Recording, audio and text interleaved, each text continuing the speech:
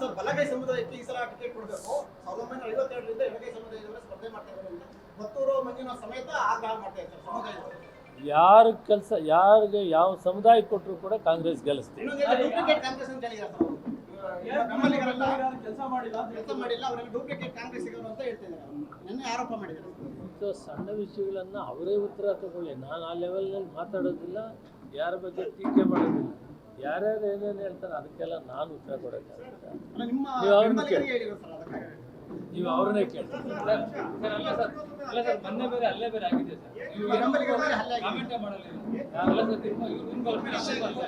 ಇವತ್ತಿನ ಸಂದರ್ಭ ಇಷ್ಟೇ. ಕಾಂಗ್ರೆಸ್ ಪಕ್ಷ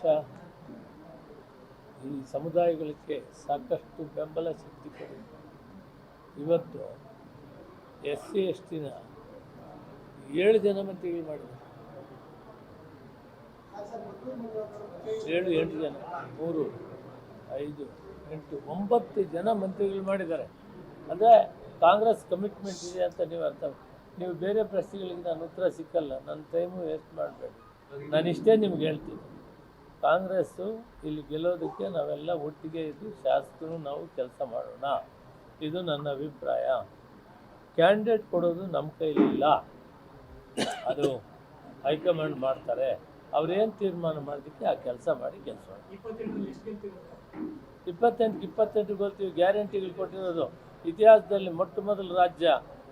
ಭಾರತ ದೇಶದಲ್ಲಿ ಇಷ್ಟೊಂದು ಕಾರ್ಯಕ್ರಮಗಳನ್ನು ಕೊಟ್ಟಿರೋದು ಕರ್ನಾಟಕ ರಾಜ್ಯ. ಸನ್ಮಾನ್ಯ ಸಿದ್ದರಾಮಯ್ಯನವರು, ಉಪಮುಖ್ಯಮಂತ್ರಿಗಳಾದಂಥ DK ಶಿವಕುಮಾರ್ ಅವರು ಆಶ್ವಾಸನೆ ಕೊಟ್ಟಿದ್ದೀವಿ ಚುನಾವಣೆಗೆ, ಅದನ್ನು ಕಾರ್ಯಗತ ಮಾಡಿದ್ದೀವಿ, ಯಶಸ್ವಿಯಾಗಿ ಕಾರ್ಯಗತ ಮಾಡಿದ್ದೀವಿ.